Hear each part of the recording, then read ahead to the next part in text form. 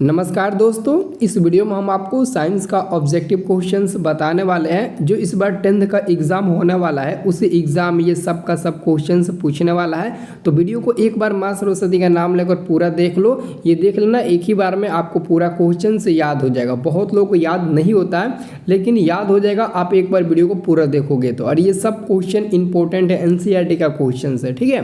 तो चलो मैं वीडियो स्टार्ट करता हूँ, आप लोग एक ही क्वेश्चन को याद कर लेना, ठीक है। और ऐसे ही दोस्तों और भी सब्जेक्ट का अगर ऑब्जेक्टिव क्वेश्चन आपको चाहिए, जैसे हिंदी हो गया, संस्कृत हो गया, मैथ कमजोर है, मैथ का ऑब्जेक्टिव चाहिए, तो चैनल को सब्सक्राइब कर लेना, हम आपको मोबाइल पर भेज देंगे, ठीक है। देखो पहला नंबर जो आपका क्वेश्चन है वो क्वेश्चन से लेंस में मुख्य फोकस की संख्या होती है। देखो जी, लेंस में मुख्य फोकस की संख्या 2 होती है, तो याद रखना 2 ऐसे 2 लिखा रहेगा या फिर आपको ऐसे भी 2 मतलब कि दे सकता है, ठीक है।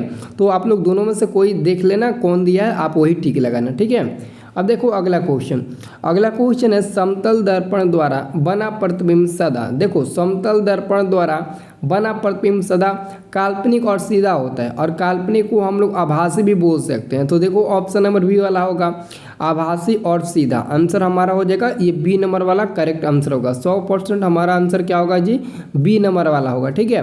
अगला क्वेश्चन देखो, अगला क्वेश्चन कह रहा है कि आँख व्यवहार होता है। आँख व्यवहार, देखो जी, जो हमारा आँख होता है, हम लोग का जो आँख होता है उसमें उत्तल लेंस पाया जाता है। किसी के भी आँख में देख लो, उसमें उत्तल लेंस ही पाया जाता है, ठीक है। ये मत कहना कि उस व्यक्ति में अवतल पाया जाता है तो उस व्यक्ति में समतल, नहीं। हर व्यक्ति यानी कि मनुष्य के आँख में अवतल लेंस का ही उपयोग किया जाता है। अलग अलग प्रकार का लेंस का उपयोग नहीं किया जाता है, बल्कि केवल उत्तल लेंस का। अगला क्वेश्चन है आपका 4 नंबर प्रश्न है कि स्पेक्ट्रम प्राप्त करने के लिए किसका उपयोग होता है। देखो जी, स्पेक्ट्रम प्राप्त करने के लिए हम लोग एक प्रिज्म का उपयोग करते हैं, जो आंसर होगा डी नंबर। और एक प्रिज्म में अगर सतह के बारे में पूछा जाए कि एक प्रिज्म में कितने सतह होते हैं, तो आप लोग बताना भाई लोग कि आंसर होगा 5, क्योंकि एक प्रिज्म में 5 सतह होते हैं। लेकिन स्पेक्ट्रम प्राप्त करने के लिए प्रिज्म का उपयोग होता है। जो क्वेश्चन का है उसका आंसर होगा आपका प्रिज्म, ठीक है। लेकिन एक्स्ट्रा मैं आपको बता रहा हूँ ताकि आपको याद मतलब कि ये रहे, ठीक है। अब देखो अगला क्वेश्चन आपका है 5 नंबर। रेटिना पर किसी वस्तु का उल्टा तथा वास्तविक प्रतिबिंब किसके द्वारा बनता है। देखो जी, रेटिना पर जो आप लोगों का प्रतिबिंब बनता है, आपको पता है ना कि मनुष्य में जो प्रतिबिंब बनता है वो उत्तल, मनुष्य में जो प्रतिबिंब मनुष्य में जो लेंस पाया जाता है वो है उत्तल लेंस। और जो हम लोग के आँख पर रेटिना पर जो प्रतिबिंब बनता है वो आम नेत्र के द्वारा ही बनता है, उल्टा वास्तविक, ठीक है। ये किसके द्वारा बनता है, तो आम नेत्र के द्वारा, ठीक है। आम नेत्र मतलब कि दूसरे मनुष्य के द्वारा। अब देखो अगला क्वेश्चन 6 नंबर है, फिजिक्स का क्वेश्चन है। एक विद्युत बल्ब पर रेटिंग 220 वोल्ट और 100 वाट, इसके फिलामेंट का प्रतिरोध क्या होगा। तो एक दोस्तों फार्मूला होता है, P बराबर फार्मूला होता है V²/R। तो अगर आप R को इधर लाओगे तो V²/P हो जाएगा। और V का मान दोस्तों 220 दिया है, तो 220 को आप स्क्वायर कर दो और बटे में क्या कर दो, 100 कर दो। और 220 का स्क्वायर क्या होता है पता है, 22 का तो हो जाएगा आपका 484 आपका हो जाएगा 22 का। और उसमें दोस्तों 10 बचा है तो उसमें 2 जीरो लगा दो, और नीचे क्या हो जाएगा, नीचे आपका 100 हो जाएगा। तो ये 100 और ये 2 जीरो कट जाएगा, तो बचेगा केवल 484। तो 484 हम आसानी से टिक लगा देंगे। फार्मूला हम लोग याद रखेंगे, जब इसके साथ वॉट लगा रहेगा तो R बराबर V²/P, ये फार्मूला होता है, इसको याद रखना है। इसी फार्मूले पर आप बैठाओगे तो इसका आंसर हमको मिल जाएगा। अब देखो अगला क्वेश्चन है 7 नंबर। विभवांतर मापने वाले यंत्र को कहा जाता है। देखो जी, विभवांतर मापने वाले यंत्र को हम लोग वोल्ट मीटर ही कहते हैं, क्योंकि विभवांतर का ऐसा ही मात्रक वोल्ट होता है और वोल्ट से ही शुरू होता है वोल्ट मीटर। तो वोल्ट मीटर पर हम लोग टिक लगाएंगे बी नंबर वाला, ठीक है। अब देखो अगला क्वेश्चन 8 नंबर क्वेश्चन है कि एमीटर को विद्युत परिपथ में कैसे जोड़ा जाता है। एमीटर को विद्युत परिपथ में हम लोग हमेशा श्रेणी क्रम में जोड़ते हैं। श्रेणी क्रम में बोले तो हम लोग सीरीज में जोड़ते हैं, इसको इंग्लिश में सीरीज बोलते हैं, सीरीज में जोड़ते हैं, यानी कि श्रेणी क्रम में हम लोग एमीटर को जोड़ते हैं विद्युत परिपथ में, ठीक है।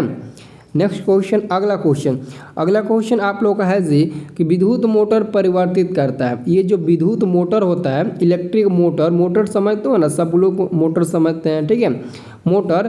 तो ये जो विद्युत मोटर होता है ना, वो विद्युत ऊर्जा को यांत्रिक ऊर्जा में परिवर्तित करता है। आंसर होगा आपका बी नंबर वाला। बहुत लोग इसका आंसर ए नंबर पर भी टिक लगाएंगे, लेकिन ए नंबर वाला कब होगा, जब कहे विद्युत जनित्र कि विद्युत जनित्र परिवर्तित करता है, तब आप लोग ए नंबर पर टिक लगाइएगा। लेकिन मोटर कहेगा तो बी नंबर वाला होगा, विद्युत ऊर्जा को यांत्रिक ऊर्जा में बदलेगा। अब देखो अगला क्वेश्चन देखो, विद्युत फ्यूज बचाता है। आपके घरों में जो विद्युत फ्यूज लगा होता है, यानी कि आपके घरों में जो इलेक्ट्रीशियन का काम होता है, जैसे कि आपके घर में बल्ब वगैरह जलता है, उसके लिए एक स्पेशल बोर्ड होगा।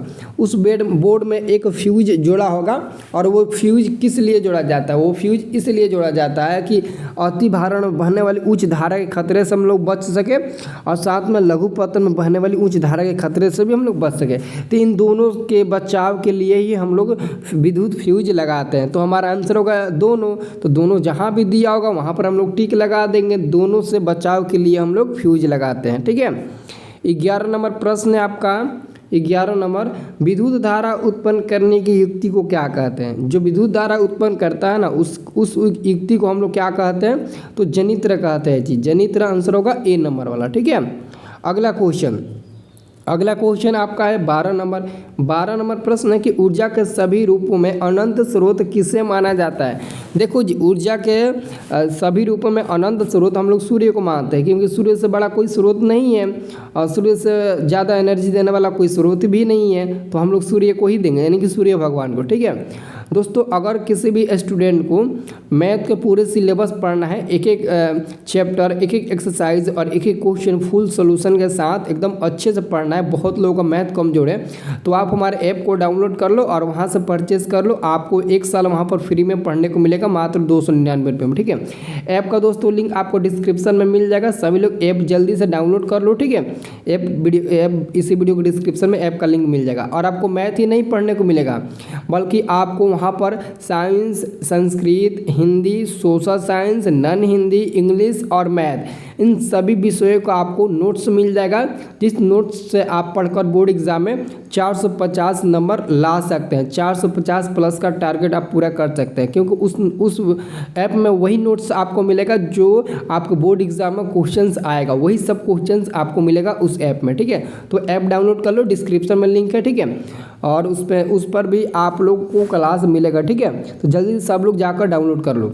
अब देखो अगला क्वेश्चन आपका 13 नंबर है कि पवन चक्की में उपयोगी ऊर्जा प्राप्त करने के लिए पवन का न्यूनतम वेग है। देखो जी, पवन चक्की में उपयोगी ऊर्जा प्राप्त करने के लिए पवन का जो न्यूनतम वेग होता है वो लगभग 15 किलोमीटर प्रति घंटा के रफ्तार होता है। ये होता है 15 किलोमीटर प्रति घंटा, ठीक है, 15 किलोमीटर प्रति घंटा, ठीक है। आंसर होगा आपका बी नंबर वाला।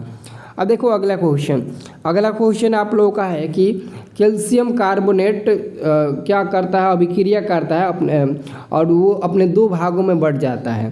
तो कहा जाता है कि इस अभिक्रिया को हम लोग क्या कहेंगे। तो देखो, जब भी कोई अकेले पदार्थ टूटकर 2 नए पदार्थों में विभक्त हो जाता है, तो उसे हम लोग कहते हैं अपघटन अभिक्रिया। अपघटन अभिक्रिया को हम लोग विघटन के नाम से भी जानते हैं, विघटन के भी नाम से हम लोग जानते हैं, याद रखना, अपघटन अभिक्रिया उससे कहेंगे, ठीक है। अगला क्वेश्चन है जी कि श्वसन किस प्रकार की अभिक्रिया है। दोस्तों, इस क्वेश्चन का आंसर मैं नहीं बताऊंगा, बल्कि आप लोग बताने का प्रयास करिए, क्योंकि बहुत लोग आंसर ए बताते हैं उपचयन, और बहुत लोग इसका आंसर बताते हैं उष्माक्षेपी सी नंबर वाला। तो क्या आप लोग इसका आंसर ए नंबर बताओगे या फिर सी नंबर, थोड़ा कमेंट करके हमको बता दीजिए। तो देख लो जी, क्वेश्चंस अलग अलग है। एक क्वेश्चंस इसमें आएगा, जो लोग बताएंगे ए नंबर वाला और जो नंबर बताएंगे सी नंबर वाला, वो दोनों का अलग अलग है, ठीक है। तो जल्दी से कमेंट करके बता दो। चलो ठीक है, मैं बता दूँ, इसका आंसर होगा उष्माक्षेपी। क्या होगा?